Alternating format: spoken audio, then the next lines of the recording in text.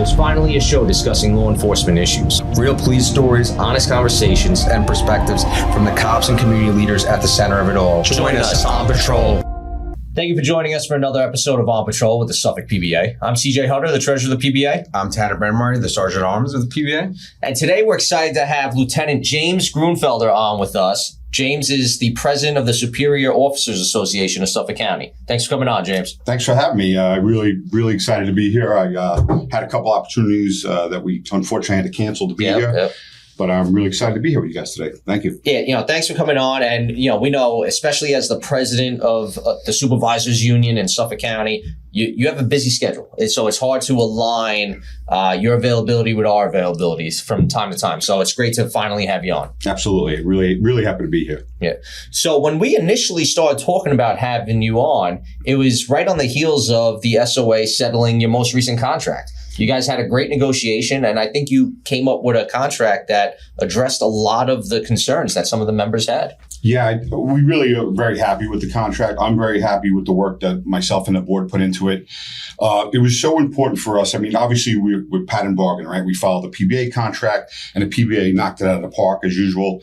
And so we have a really solid base to work with there. Mm-hmm. But we had some concerns that really only affected my members, which were the steps, for example. So it was really very important for us to get that gap closed between the older sergeants and the newer sergeants. Like we had the A's and B's. It doesn't exist anymore now. Right. And it was really so important to help the membership, come together. And we really were able to do that. And I'm very, very happy about that. I really feel the members are happy with it too. Yeah, I think so. And, Tanner and I can both speak from, firsthand experience. We're both, quote unquote, former B guys, right? But now that A and B thing doesn't exist anymore. Right. Like nobody, it's not a topic conversation anymore. It's I feel like a lot of the concerns have been addressed, and now we can move on into the future and hopefully continue to negotiate contracts that are fair for both the county and the membership. Absolutely, and the county was very reasonable with us, and and you have to, Ed Romaine and his people. Kevin Malloy were fantastic. But it is so very important. And people have to realize that new members coming into the department, you need a step system. You come out, you don't know anything yet anyway, right? You're learning to be a top step is not feasible, but now it's a much more reasonable time frame. Right. And so that was great. Yeah. It's you get to be making a good wage and being at the scale of your rank a lot quicker, but it makes sense that there is some time to learn your job, and there's a step system. Yeah, absolutely. And there's balance with the county. Like you don't want the county to go bankrupt because they can't afford to pay everybody. We all live here too. Right? Yes. So it's sustainable. Right. For taxpayers. So, you have a great team there in the SOA office. I mean, obviously, we see you all the time at the political events and functions. We see Jimmy Rodden all the time. Brendan Pilkington, he was working his butt off right now. Yeah. So you guys have a great team there now. He's the up and comer. Brendan, and Jimmy is a workhorse. Absolutely. We just had a recent election. We started our new 4-year term July 1st. The entire board stayed, which was excellent. I'm really happy. I really have an excellent board. Mm-hmm. I'm really very proud of them and the work they put in, and it makes my job easier. Mm-hmm. It wasn't always that way. There was some bumps in the road along the way, but I have a great team now, and we have some younger guys, some older guys. So we gotta cultivate them and bring them up. That's one of the things that makes the union strong. Is we cultivate through. We don't just flip an entire board. Right. You lose institutional knowledge there. It's not that person might not be great, but you don't know what you don't know. Right. And the only way to learn that is from people who are doing. And that's why I feel our unions are so strong and good for the members is because we learn as we go. It's not police work. I'm not doing police work. I haven't done real police work in like 14 years, full-time in the union. But I'm doing the job for the members who are doing the job. Right. But just because I'm not doing it now doesn't mean I don't know what the job was. Of course. I got 35 years on. I'm closing in on completing 35. And, but the last 14 of it have been union work. But there was 21 years there of being out in the street. And being an active guy. You was supervising investigative units too, not just patrol. Yeah. I had a really great career. I was police officer. I started in the 4th field training, went to the 3rd. I was in COPE, Chief of Patrol Jerry Hardy was my partner for over 6 years. What a great guy. He is one of the gentlemen. He is exactly the same guy that we were rolling around in 302. Oh, wow. Same guy. It's so great. It's so refreshing. He did not forget where he came from. Yeah. Which is great. And then was like I said, in COPE, and then I made sergeant in 99. I went to the 4th precinct. I was in patrol, COPE, crime section. Then I made detective sergeant, went to the 5th squad briefly. Then they brought me back to the 4th squad. Then I made lieutenant, went back home to the 3rd. I was on midnights for a while, and then I was the crime section lieutenant for 7.5 years. Wow. And I had the gang team, and it was before they had COPE in, but you kind of were in charge of COPE, but not officially, and it was, but that was a great time. So I missed that, and they say you miss the clowns, not the circus. Yeah. It's like when you retire, kind of. Yeah. But it was just such a great job. Yeah, and having that kind of experience where you've done patrol, you've done COPE, CSU, crime set, you were in the detective squad. You've been in all these different areas of policing, and to be able to now represent your membership from a viewpoint of experience, not just relying on other people's information, that's invaluable to your members. I think it is, because, and not everybody's always happy with the decisions we make, right? Of course, like everybody else, I learned the hard way. You can't make everybody happy. And, it's not for lack of trying, but you have to, have to be realistic, and not everyone's going to be happy. And, some people are impossible to please. Some people are impossible to please, but that's really the minority of the membership. I agree. We spend 90% of our time with not even 10% of our membership, with issues. And then people have real problems, a personal problem or health problem you want to try to help them with. They don't even tell you. Right. And then when they do, they're like, oh, I don't want to bother you. This is what I'm here for. This is what makes me, want to get into the office and do something, is to help the people that need help when they need it with their families, because that's what it's really all about. Absolutely. Is there something that sticks out in your mind that, because 14 years you've been doing this, is there one member that you've dealt with that maybe sticks out where you went above and beyond and it meant a lot to you? I always feel like, unfortunately, it's when a member's really sick or when a member passes and helping the families. It gets very emotional, and I tend to get a little emotional on these things sometimes, but it's a lot, it's a lot, but they need someone to step up and be there, and I'm going to do it every time. Right. And, you bring up some of the ones that stick with you in your mind is when, a member gets really sick or passes away and you're helping the family.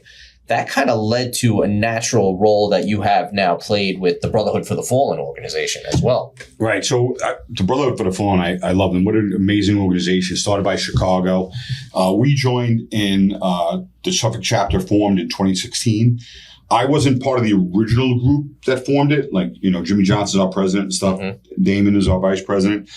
I joined just a few months later because when I heard about it, because I used to run the Albany trip. To the memorial trip to Albany every year. I started running that with COPE guys back in the mid-90s. And it was very important. I heard about this organization. I'm like, oh, I want to be in on this.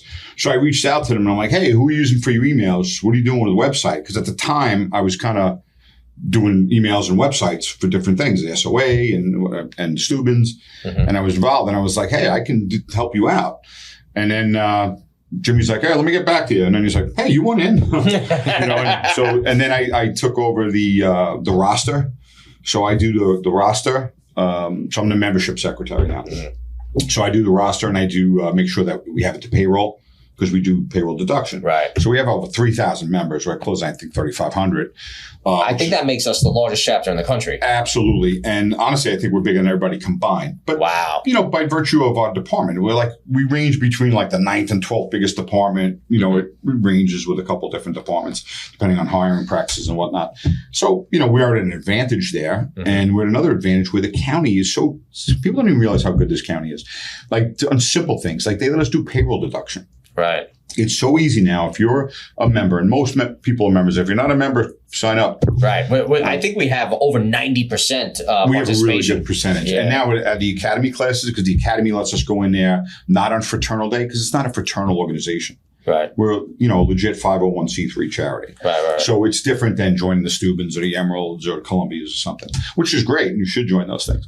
But this, if you're not in it, why? Why are you not in this? I can't fathom why people don't sign up for it. It really, I mean, we worked in the city before we came on here, and I've been to a couple line of duty funerals, and they're really tremendous. And I don't know why you wouldn't want to be a part of this group. Yeah, we're up to $3,500 we donate to the families. That's incredible. So if someone doesn't know the Brotherhood for the Fallen, what we do is we send uniform officers to represent the Suffolk County chapter, not Suffolk County Police. It's the Suffolk County chapter. We have the little departments in, and I don't mean that in a bad way. The towns, the villages, the towns and villages, the police officers within Suffolk County, right? In the confines of Suffolk County.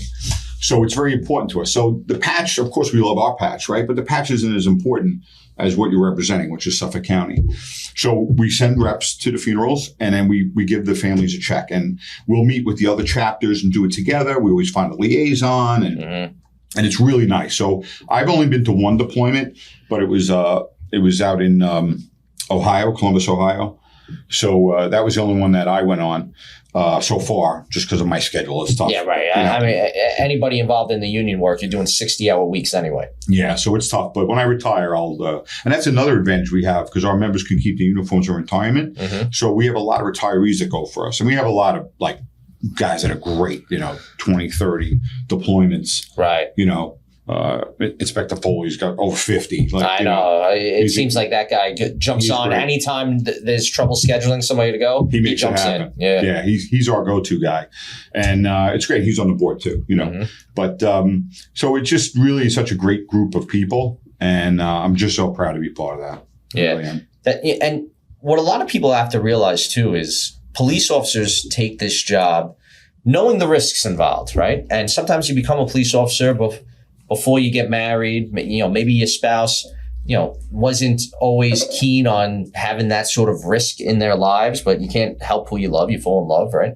So when a police officer is killed in the line of duty, it's very important for our membership and the communities to show the support and honor the sacrifice of that family, not just the police officer involved. Right, absolutely. And it really is important. So when I was in Ohio for that, it was the first time I had been out of state. And we're used to big police funerals here because, again, we're a big metropolitan area.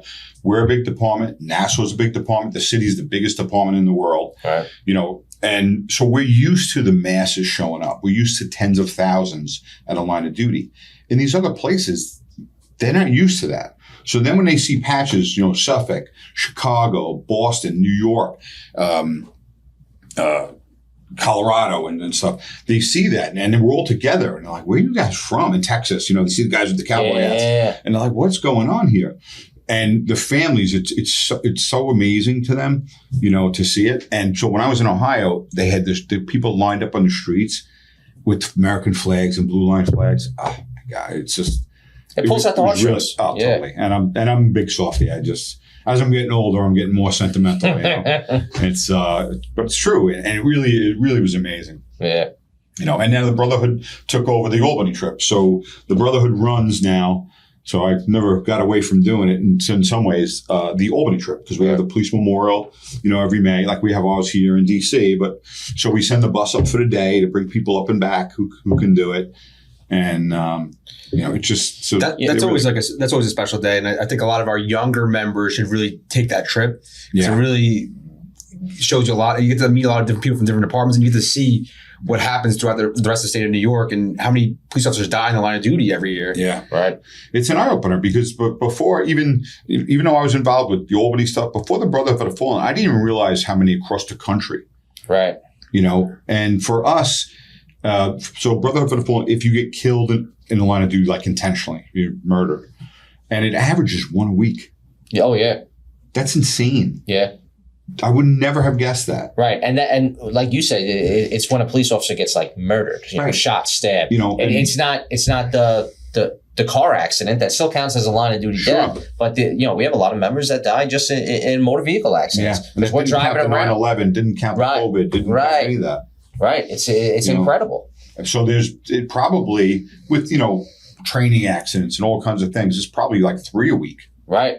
Oh, absolutely. I think there's years where we're crossing 200 line of duty deaths. Yeah. So the Officer Down Memorial page is a great page. Yep. They track them all, and they also do, which is really important, they do email notifications about parole letters. Mm-hmm. So like if somebody's up for parole and they send a request for no parole. So I'm subscribed to that, and I get anywhere from 1 to 5 a week, and I bang out the letter and right. I send it off. Right. And we did that for our own, Timmy Hank, Sergeant Tim Hank. Unfortunately, his killer was paroled very recently, but we ran a campaign 5 years in a row, to try to keep him in, and we were able to. But, right. That's another discussion that the parole board. The parole board has come up in discussions on this show several times, probably five to 10 times we've talked about the parole board here. And it's a major issue because the agony and the suffering that you put these families through every time the murderer is up for a parole hearing again, it's like they have to relive the worst day of their lives. Yesterday was the 31st anniversary for Tim Hank, and it's horrible, So I reached out to the family, but it's just sad. You have to relive it all the time. But the parole was horrible. I had to really relive it. It would be nice if there, at some point in time, at least here in New York State, if we can make some sort of changes to the parole board, how they're selected, whatever criteria they have, or even what the sentencing is for cop killers in this state. Yeah. Because some of these guys getting out, the families have to think about, all right, this person's out now. He's enjoying his life. He's, working, whatever. He's free. But my father's still dead. My husband's still dead. Right. My mother's still dead, right? They're living this every day of their lives still. And it's heartbreaking for the families to have to go through those. It really is. So, you spoke a little bit about, your role with the Steubens. You mentioned it briefly when we were talking about the being the member secretary of Brotherhood for the Fallen. You've had involvement in a lot of the fraternal organizations on this job. Yes. And I always preach to the new guys when we meet them in the academy, embrace the culture of this job, embrace the lifestyle, because you're going to lean on each other when it comes to coping with and dealing with some mental health issues that all cops end up going through from time to time. We go to critical incidents. You're going to deal with, children that are, dead on arrival at car accidents. You're going to deal with people that remind you of the ones you love in your life. And it's not always easy to deal with. So it's important to embrace the culture on this job, be involved in fraternal groups, go to the precinct fishing trips, the precinct golf outings. Absolutely. Right? Embrace the culture and the brotherhood and the camaraderie that we have here. Absolutely. You need healthy outlets, and that is exactly that. And, these are the people that you work next to. 1 minute you're having coffee or you see each other, the next minute you're involved in a shooting together or some other kind of critical incident, or somebody wants to, jump off a building and you're collectively trying to stop that tragedy from happening.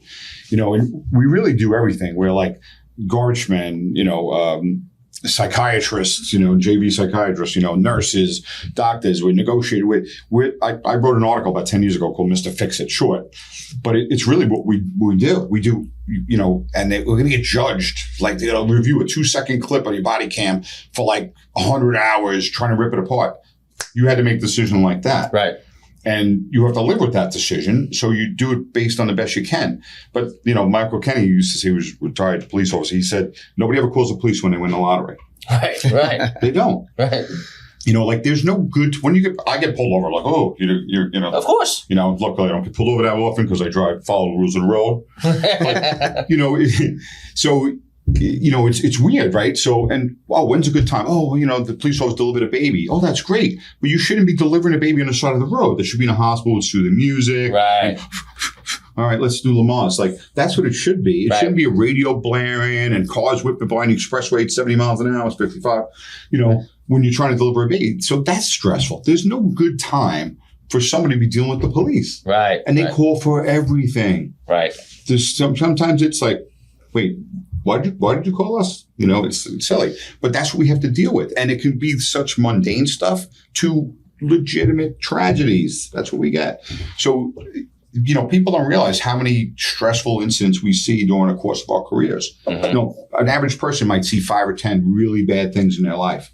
A cop might see that in a day. Right. They might not see it for a week. They might not see it for a month, but they're seeing them. And sometimes you just get into a cycle, like a black cloud over your head, And unfortunately, we've had members that weren't able to deal with certain situations, and we've had some suicides and things like that. And it's tragic. We have a peer team. You guys have a peer team. I started the peer team, started developing it in 18, and inaugural came out in 2019. And we have great peer team. Very proud of them too. But it's difficult, to get people to open up, like the stigma. Right. Tommy Shivlin from Nassau talks about it all the time. Tommy, actually, I reached out to him when I was starting the peer team. He was in the behavioral health unit there, or whatever they call that. I'm not sure exactly. Yeah, right. Their version of it. Yeah, and he was a counselor there, and I reached out to him, and he actually helped me set up my peer team. Oh, that's great. I didn't know that background. Yeah. So that's how long I know Tommy. And he's, as you see, a great advocate for it, with the bill that was passed and stuff for the peer teams. So it's so very important, and unfortunately we've had some suicides, and luckily, we don't have more, but any one is too many. And that's a lot. It weighs on you. Absolutely. And it's very important to be there in the aftermath for the family.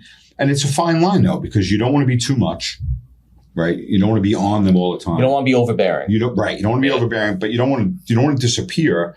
But you just want to be right there when they need you. They can just tap you on the shoulder, kind of thing. Right. And that's what I try to let them know that I'm there for that.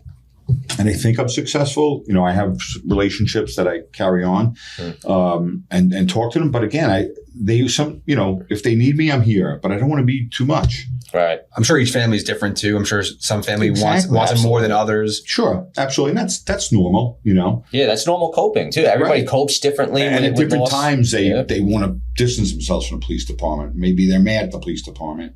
Maybe they're not. Like, everyone's different. That's okay. It's always okay. Right. And then the members that are still here are suffering from that.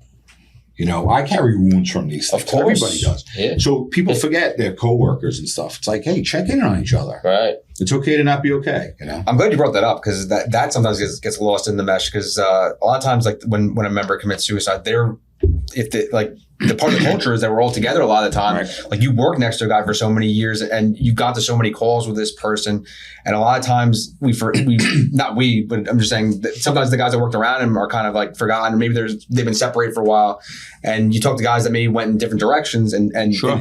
When you run into them, it hits them, and you don't even realize it. Yeah, it's true, because you never know who worked with who. Like, I mentioned that I was partners with the chief. A lot of people wouldn't know that. Yeah, because right. That stopped in 99. So it's 27 years ago. We haven't been partners for 27 years. Right. It makes me salute him off, dude. But it's true. People don't know that relationship. Right. Like, we have members like maybe sergeant, right? So, or lieutenant. And now you forget that he worked with a whole bunch of cops in one place. And you don't know that. You're like, oh, he worked in the 3rd precinct as a sergeant. He might have been in the 5th precinct as a police officer. And his whole squad over here is hurting. Right. Yeah. Absolutely. So you really have to check in. And I think our peer teams do a pretty good job. I know you guys definitely have a big peer team and a really strong peer team that's been set up the longest. I have a good peer team too. As do detectives. I don't know exactly everybody's set up, but it's so important just to have it. And then, we have, like, you use Dr. Goldfarb, I know Dan, and, we use South Shore as our practice. And, we're constantly putting on social media, the little flyer, for help and whatever. And we cover it in our benefit fund, and things like that. It's so important. I think one thing about this generation that I do like, the younger generation, because some stuff, whatever, like, we sound like we become our parents, right? Yeah, right. Like from my father or my grandfather. But is that they are more open I agree. to counseling and things like that. And so that's good. Yep. That is good. I find there's less of a stigma there with that. They don't seem to be. Like, the old days, like, suck it up, kid, Yep, I agree 100%. I've seen a huge change in that. I'm in my 20th year now between my city time and Suffolk time. And when I was first hired, some of the senior guys, they were like some of the real senior guys were actually Vietnam vets still. Yeah. Right. So these are guys that were alpha males, hard outer shell, didn't complain about anything. Yeah. And now we're seeing, the changeover as generations change, the mindset changes. And I'm glad that we are putting a stop to the stigma. I think there's also different pressures on this younger generation. The social media pressure of like a lot of what you're talking about with the video, like you can see a 2-second clip. And I think that that's going to be a huge stressor going forward. You have a lot of these people, have these platforms, these influencers on social media, and they'll take that 2-second clip and make like a minute reel, and they're making money off this reel, ridiculing this cop. If they would never put the uniform on, it's very hypocritical of them. And then don't forget, you're seeing that little clip. You're not seeing the before and after. But also, if I've got a video on and I'm here and I'm standing looking at something, my head is looking left, my head is looking right. Just unless I'm moving my body, you're not seeing it. Right. So like I never had to work with body cameras. I feel like I'd be Orson Welles. So there's 2 gentlemen over here to the left. Like I would probably get in trouble. Like, can you shut up? Like you're narrating. I would be narrating. I would probably come up with cool voices. But the reality is, you're looking around a corner or something. Your body cam is not seeing the same stuff. Right. So it's only a snapshot, and people say, "Well, it didn't have it on the camera." Yeah, but it's not going to have everything. It's just another tool, more evidence to show you what's going on, but it's not the whole picture. Right. It's a slice of the pie. And that's what people have to recognize. And I know the culture changed. Like, it would have been a big adjustment for me. But now the new guys are all coming out with it. That's all they know. They should be embracing the body camera. I agree. And I know that sometimes guys are unhappy about it, but we see, at least I'm finding and we're seeing, so many people are getting cleared of nonsense complaints because somebody makes a complaint and the first thing Internal Affairs does is they pull it up and they watch the video. Yep.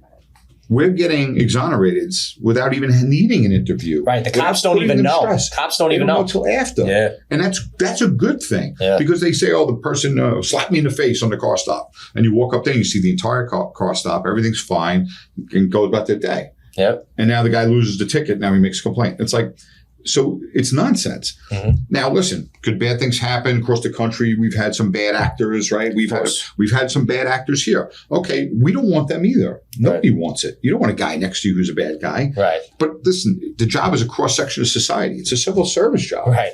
Like if you can meet the requirements, you could be on the department. And guess what? Some people should not be police officers. But the vast majority across the country are great people trying to do good things. I'm glad you bring that up too, because there is this misconception out there among part of the element of society that believes the law enforcement unions are just covering up for dirty cops. And that couldn't be further from the case. We do have a certain responsibility to our members who are accused of wrongdoing. But if it's like a criminal case, we're only representing you to arraignment. Exactly.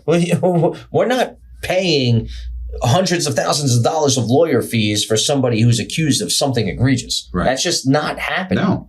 And you know what? We should protect them up to that point because police are I feel, are going to get targeted more for this kind of false allegations because of the power they wield. They made an arrest. They wrote a summons or something. And that's power, right? Mm-hmm. People like you have the authority to do that. You're granted that.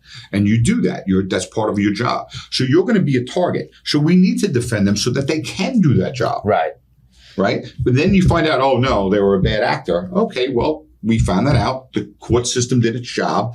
And now you're arraigned. Okay, well, there's a bigger problem here. Mm-hmm. And now, you have, legal recourse. Now, sometimes we've seen aggressive DAs in different parts of the country go after people that you look and you're like, I saw the same thing you saw. What are we talking about here? Mm-hmm. And, there's, people may do fundraisers and stuff but we don't want bad guys next to us. Right, exactly. Nobody wants that. Exactly. And it's so funny because I remember talking to different people through the years and I'm like, oh, what are you guys talking about all day? What are we going to get for lunch? What our kids did in sports? Where we're going on vacation with our wives? Like, that's what we actually talk about. You're like, no. Like, we're normal people. Normal people. Yeah. And we're doing a job. And like some people get more into it than others, like some rah-rah and stuff. That's fine. Everybody has different levels of any job. Right. Right? Some plumbers go to work and they're just going to do what they got to do. And other people love it. It's their craft, their trade. And they're really good at it. And other people doing it just to pay the bills. Mm-hmm. It's kind of cross-section of society, Mm-hmm. It's really funny kind of in a way. I want to go back to what you had mentioned earlier too, how with police, when we interact with the public, it's not because somebody just won the lottery. We're not interacting with the public on their best days. We're interacting with them on their worst days, right? It's after they were in a car accident, and it becomes incumbent on the police to determine who's vehicle one, who's vehicle two, who's potentially more at fault. It's when somebody's the victim of an assault. It's when somebody's maybe stealing something from a store. It's very often there's a victim or somebody innocent involved and a perpetrator, somebody who's committing a crime or doing something wrong against somebody else in our society. So very often when we respond to a call, and in Suffolk County, we respond to almost 1 million calls a year. Yeah. Half the people we interact with are not going to be happy to see us. Absolutely. Right? So it becomes this situation where there's very often somebody who's going to try to criticize us, try to paint us in a bad light, try to discredit us, where, people say, well, all firemen are heroes, but not all cops. Well, people interact with firemen. It's always positive. Nobody's leaving in handcuffs, right? They're putting out a fire. They're trying to prevent further damage on their house. Everybody only views them as being helpful. Where with us, there's always this section of society that views us as a deterrent to what they want to do. Right. And that's why, like, when guys show up and gals, universal term, they're on guard, right? Right. And they're like, oh, why is he all hyped up? Oh, why is there 4 of them? Right. What are you talking about? Like, we're gauging it based on the type of call from our experience for officer safety to public safety. Right. And what we may have to do there. Right. Hey, a robbery, as many as we can get are going to show up. Right. Well, because eventually this is going to be a crime scene too. If it's in progress, going to be there. If not, start looking for the bad guy, right? Yeah. That's what we do. Yep. Is to the best of the ability based on who's available, right? So it's just so funny that that's everyone's reaction. Oh, it took 2 of you to lock up this little guy. Well, that little guy is going to fight like hell to run. If somebody doesn't want to be handcuffed, it's not easy. It's not. It doesn't matter size, shape, anything. And it's even harder when you're trying to handcuff that person that doesn't want to be handcuffed, and you're doing it in a way where you're also trying not to hurt them. Right? It makes it even harder because we're not using excessive force. We're using the force necessary to effect that arrest. Especially when there's only one person. Right. The more people you usually have, the more control you have of the situation. And exactly. Right. And then you have to worry about, now, like we talk about with the HALO law, right? Trying to get that. Because now people want to interfere. People, they want a video and stuff because they want to get their clip. But that, I'd almost rather them just do that, because then at least they're not interfering. They should maybe be helping or something, but at least if they're doing that, they're not hitting you if they're videoing, right? So at least they're not attacking the officer. And honestly, you're going to have video of showing that this person was not compliant. Right. And people are like, well, he hit him. We're allowed to hit. If we have to. Like, it's not excessive. You're using the force that you need to control the situation. The necessary force. I mean, I was in a couple of incidents and get questioned, well, you hit him. Yeah, I hit him with everything I had. It was going to. I had to. That's what was reasonable at the time. Right, to control this person, And so it's kind of funny that people are like, oh, you can't hit him. Yeah, I can, if necessary. Right. There's a force continuum. Exactly. Yeah. Exactly. It really starts here, right? Yeah. Command voice and stuff, and really about relationships. Like, you have to instantly form relationships with people when you show up at a call. I mean, you think of a relationship, but really you are. You're a relationship with a person. And by giving them, right away, a level of respect, it's up to them if they're going to keep it or not.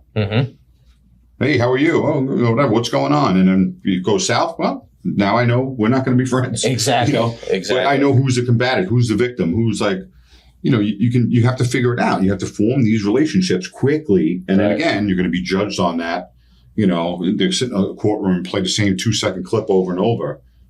And you reacted like that. So you have to always try to be reasonable, and that's where training comes in, and experience. We have a very young department, big turnover. We didn't hire; it goes crazy, and so now there's a lot of inexperience out there. Yeah, and it doesn't mean they're not going to all be great cops on the road. Exactly, but you don't know what you don't know, and you only learn from experience and people teaching you and showing you. Right.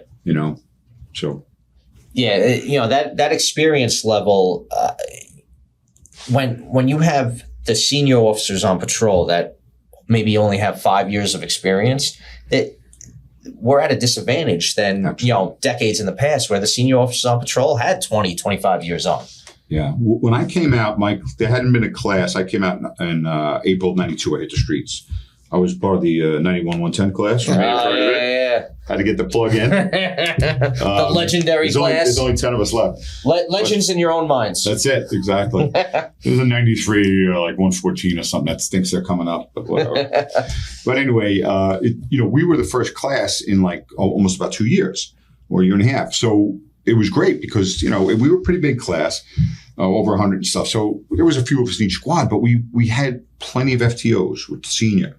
Then, the way they hired in the past, and I've had this discussion with, 2 different county executives' offices about hiring and administrations and police commissioner stuff. It's horrible. It's great. We have a class of 200. That stinks. You should be putting in classes of 50 every 6 months. And then when you don't need them, you take 6 months off. This way you constantly have new people, and then you have people that are senior to teach them. Mm-hmm. In the last 5 years, we probably had like 1,000 new cops. A lot. That seems great. That's horrible. Mm-hmm. That's horrible. There's a brain drain, and there's only so many FTOs to go around, and they get burnt out. Right. And then they don't want to do it, because it's a lot. And then so you have new guys teaching new guys, and again, they would be the best person in the world, but you can't teach what you don't know. Mm-hmm. Mm-hmm. And some precincts are busier than others, right? So you're going to get more experience sooner in certain precincts than you will in others. Mm-hmm. And that's not a slight on anybody. It's just facts. Right. It's just the way it is. And so that's always been a problem. But we had so many, like I said, Vietnam vets. Mm-hmm. We had so many people and to learn from. And you go to calls and you watched. You kept your mouth shut and you listened. Mm-hmm. As a young person, like, okay, I see what's happening here. And you see, and the best FTOs, and I had Ralph Rivera was mine. He was the best. I had a few, but he was the best. And it's just the way he talked to people. He had such a gift to be able to talk to people and try to calm everybody down. And listen, I'm not a little guy. I can handle myself physically, but the best thing you could do is talk them down. 100%. Nobody wants to have a roll around. You don't have a roll around. Right. Yeah. Cops don't go out on the road looking to fight with the bad guys. That's how you say. People say, what are you talking about? People are like, hey, you know what? I'm going to go out and beat somebody up today. I've never had that conversation. The conversation never happened. Yeah. It's ridiculous. Yeah. It's like, oh, what are you doing today? Oh, I'm going to the Mecca. I'm taking my kids to the Ducks. Oh, my God, that's great. Right. Who are they playing? Oh, I don't know. Bridgeport or somebody. Yeah, right. Who cares? We're putting ourselves at risk to get hurt when you get to roll around. Yeah. Right. Well, that's the thing, too. It's like, wow. And when you get older, nobody wants to be getting hurt. Right, exactly. But nobody wants that. Right. It's that, Nobody wants to get in car accidents, right? Right. Anybody. I'm like, today I think I'm going to have a car accident. Great idea. Like, who's thinking? It doesn't make sense. Doesn't make sense. So, I'm glad you talked about, the hiring practices of the last couple of administrations because, at least we are hiring now. We are trying to fill the vacancies. But to your point, we should have never been in the position where we were down 300 in manpower to begin with. Absolutely. Right? That you should always be planning ahead and making sure there's a steady flow instead of a huge exodus and then a huge entry. And, you kind of touched on it earlier with the union work. It's good to be able to roll in some younger guys and be able to pass down the knowledge. It's kind of the union's version of field training. Absolutely. And I had a really big set of promotions last November, 33 sergeants. That's great, right? But it's not. You shouldn't have had to be so many. Mm-hmm.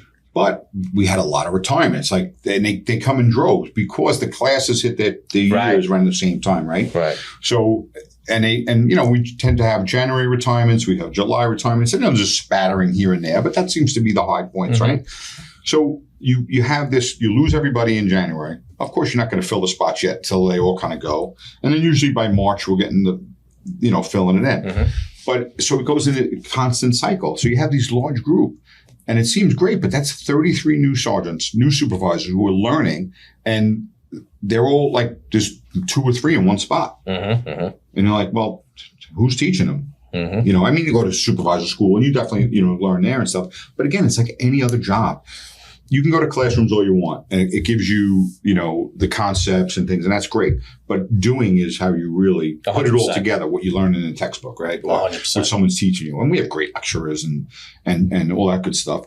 So we do have good training, but you really by doing. Absolutely. You have to take what you learn in the classroom and apply it. Absolutely. And, the point I'm getting at is we're speaking from, we do practice what we preach as union representatives, and, having a sort of hand on, who out there has the potential to kind of do the work that we do.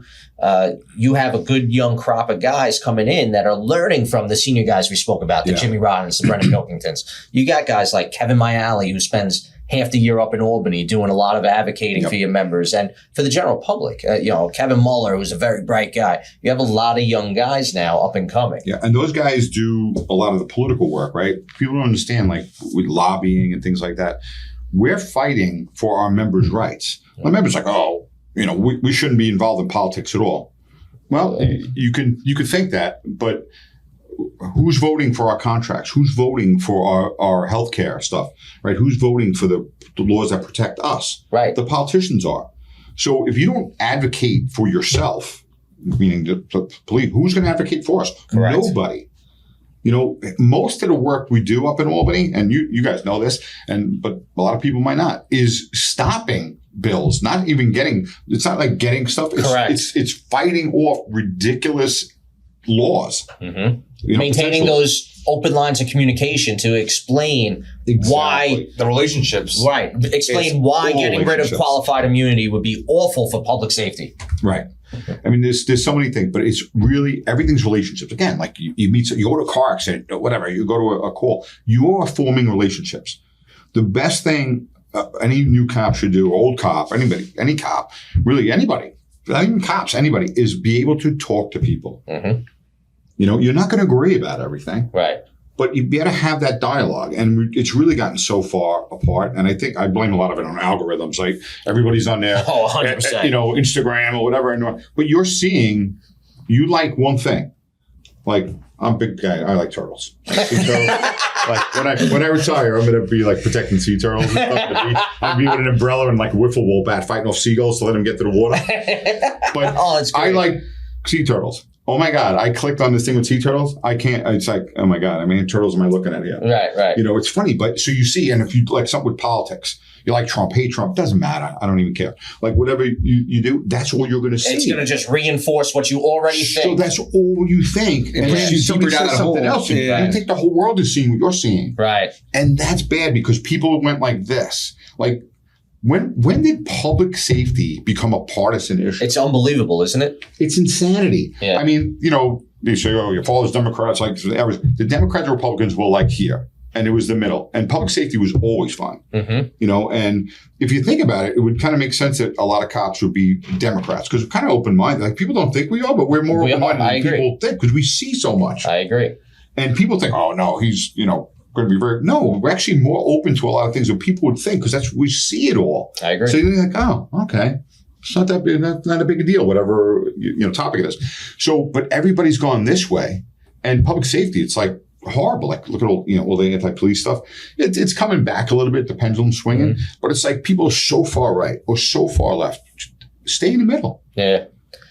Like who doesn't want to be safe? I know. And those relationships happen in the middle. The further we get apart, the harder it is to create a relationship. Exactly. And that's where going back to the politics, like some people say, oh, how could you support, the Democrats, or how could you support the Republicans, or this person's this. I know you don't like them or whatever, but when we pick candidates, as you know, when we do our screenings, we're looking through the police lens.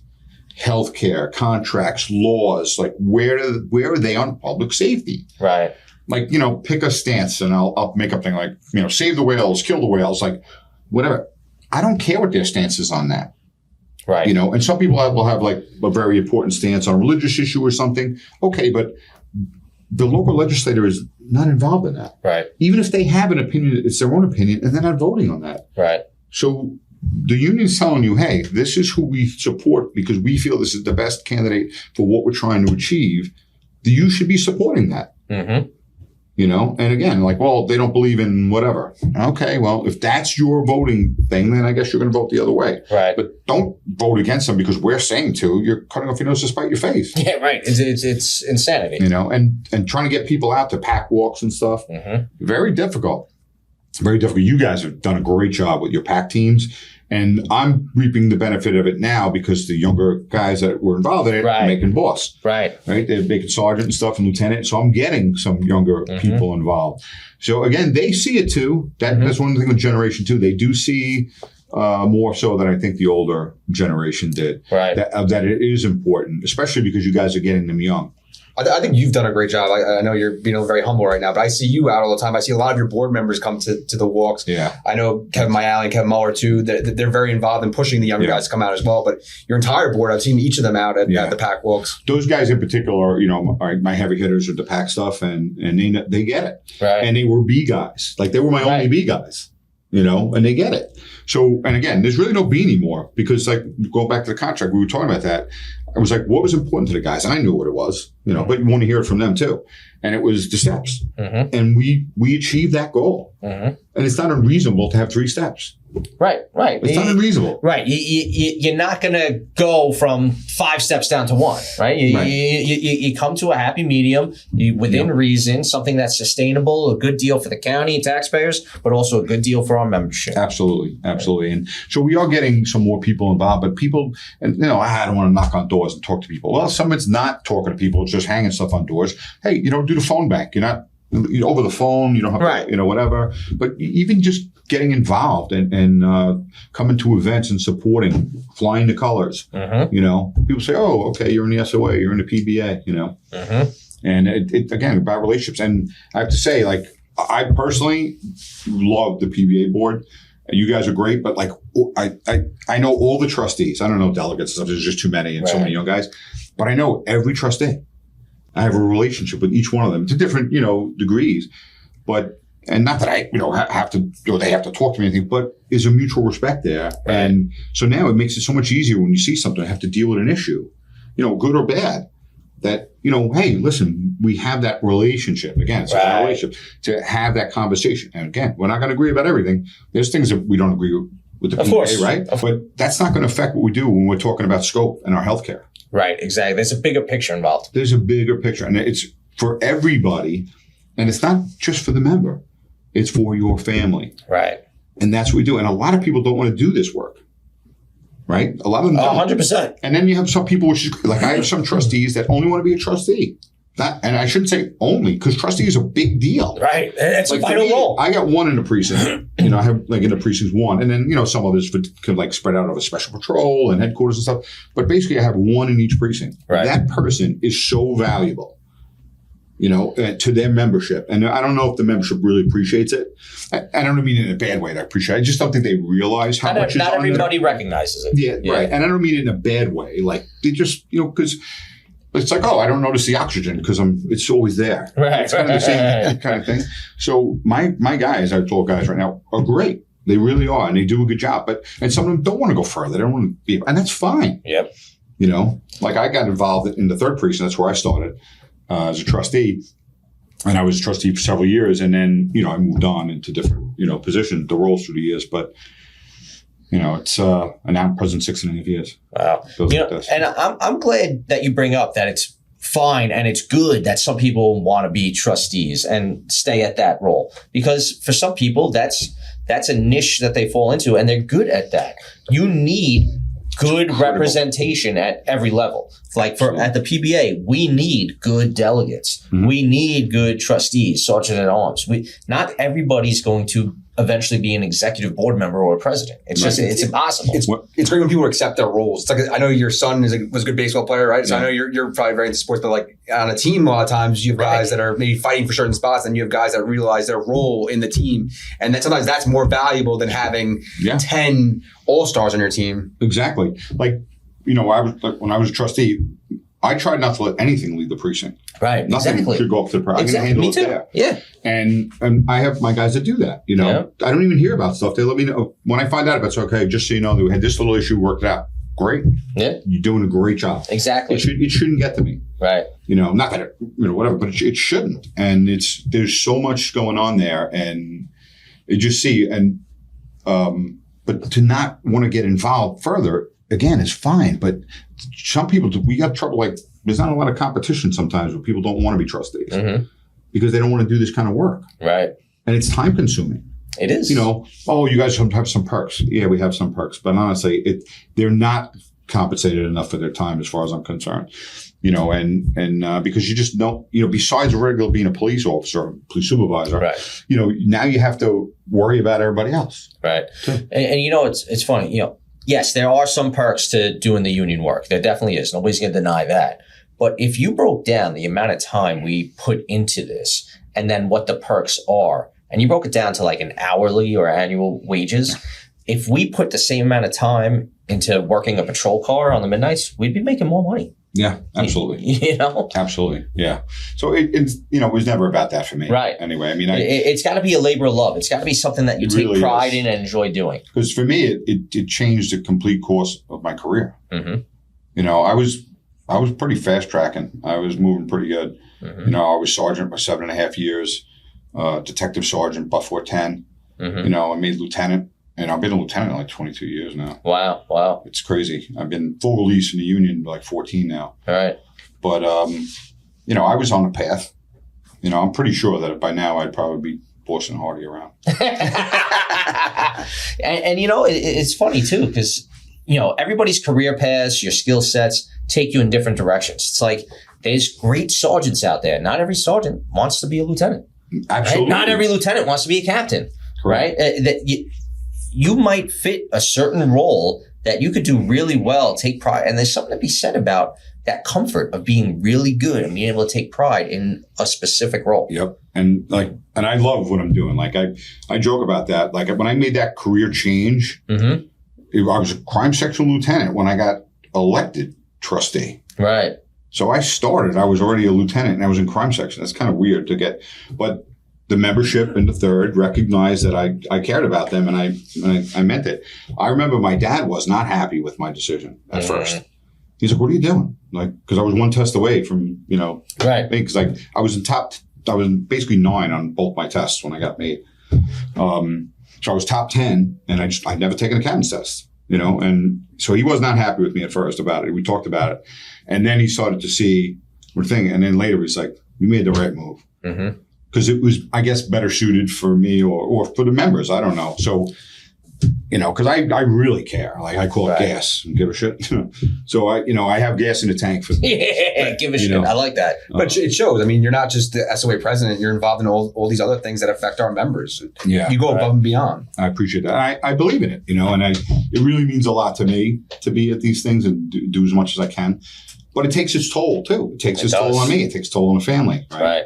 You know, a lot of our members or the general public might hear about us going away on like conferences, and we do a lot of good work at these conferences. Yeah. But those wear on you too. You're leaving your family behind. You're leaving your wife and kids behind. Yep. Like I got young kids. Like there are times where I'd rather not be at a conference, but I have to go because it's part of my role here. I have to learn the latest information. I have to see what's going on around the country or around the state. Like we have to do these things. Yeah. But our families are the ones that have to sacrifice their time with us. Right. And people say, oh, well, you went to this place. It seemed really nice. It's like, well, they're not going to have a conference in a place that nobody wants to go. Right. Let's go up northern Canada in the winter. Okay, let's not. It's freezing. Yeah, right. So, you're not going to go whatever. But, there are the networking, like, and the organizations, like, UCOPS now is right, new. exactly. We've been a part of NAPO forever. We just joined UCOPS and very happy to do so. But these organizations are vital to protect police officers across the country. And by joining forces, we are only stronger and better. Like the coalition, the recent coalition that we started with the city groups and stuff, and getting involved and working together, that is invaluable. Absolutely. And again, the voting block, like we're making a difference. Yep. It's very rare that a candidate we back loses. Right. And if they do, they probably didn't have a shot at all. And we made it close. Right. Absolutely. So now, and we've seen that in several instances. And people are paying attention. Yep. So our endorsement is very valuable because we carry a lot of weight. We have a lot of members. And when we work with the other unions collectively, and now you have, 15 or 20 or 25 police unions in this general area, back in Nassau's with us, the city's with us, we're with each other, plus all the small towns and villages and stuff. That's a big voting block. Absolutely. And then say, hey, we coordinate with the teachers on something. Who's going to stop us? Right. There is strength in numbers. And when we have a membership that buys into that concept and takes action on it by showing up to the pack walks, showing up for the phone banks, showing up at the voting booth when it comes time to actually pull the lever or fill in the box now, that means a lot. Absolutely. And now we can find out who voted. Right. Tell the members, hey, vote. Oh, I voted. No, you didn't. Right. That's why we call them. We don't call people if we know they voted already. Right. We have the ability, which is unbelievable. And the early voting plays a huge role in that too, because if our members buy into the early voting and go out there and vote on that first open Saturday, we don't have to spend our time calling you on Monday, Tuesday, Wednesday, all the way up until the following Tuesday for election day. And we can get people into the booth who need to vote. Right.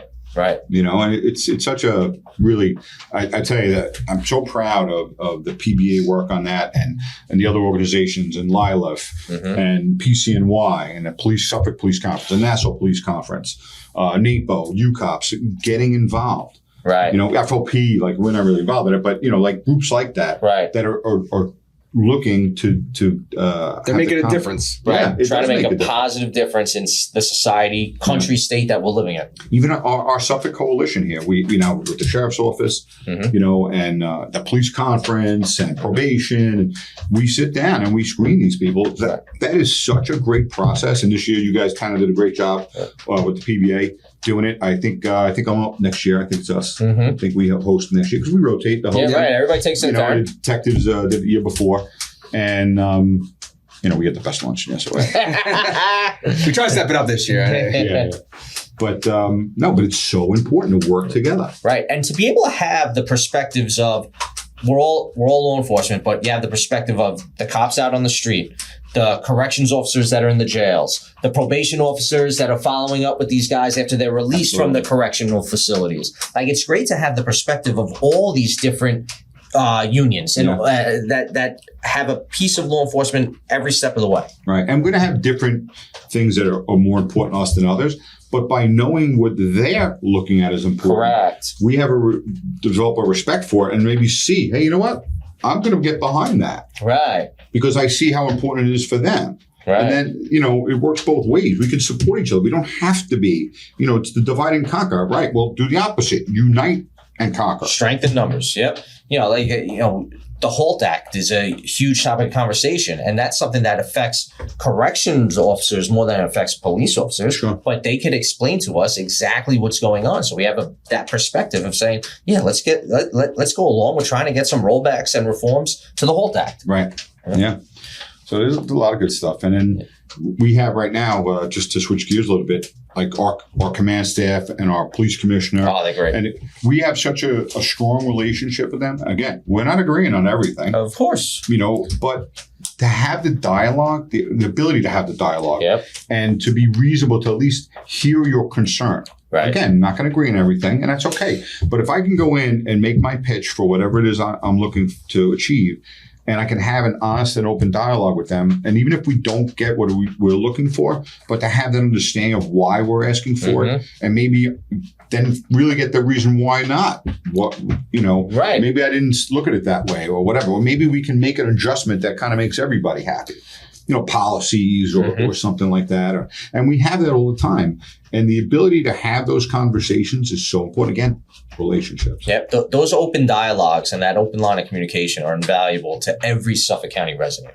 Because when we could talk to a Chief Hardy or a Chief Doherty or a Commissioner Catalina and discuss some of the issues our members are facing down the road and what we're seeing that could potentially help public safety, help us do our jobs better, and being able to just have those open lines of communication, it's great for everybody. It really is. And at the end of the day, we all live here. We all care about how the police department functions. I want my wife and children to feel safe at home. I want my family members to be able to go to the grocery store and not worry about people trying to rob them in the parking lot. Right. Absolutely. Yeah. Absolutely. So, Grueny, it's been great talking to you. I mean, you become a great friend to us. We've been able to. I spend more time with you than my wife some weeks. and I say that jokingly, but it's true. It's true. Is there anything we didn't have an opportunity to touch on here yet today that you really want to get out there to the audience? Now, just to my members to come to meetings, get engaged. Yes. Like, oh, what happens at SOE meetings? Come and find out. It's what you bring to it. You know, if you have a question, ask the question at the meeting, you know, come down. But it's also about it's fellowship too. You know, Absolutely. Like, listen, it's 10 minutes worth of business, could be 15, 20, but everybody seems to come out at contract time and not much else. Right. Go to the family fishing trip, come to the family Christmas party, come to the golf outing, get engaged and take interest in a job. You know, and if you want to get involved in a union, get involved by coming to pack walks and seeing what it's about. And that's how the members should get involved and then see what they want to do. Yeah. It's easy to sit back and throw rocks.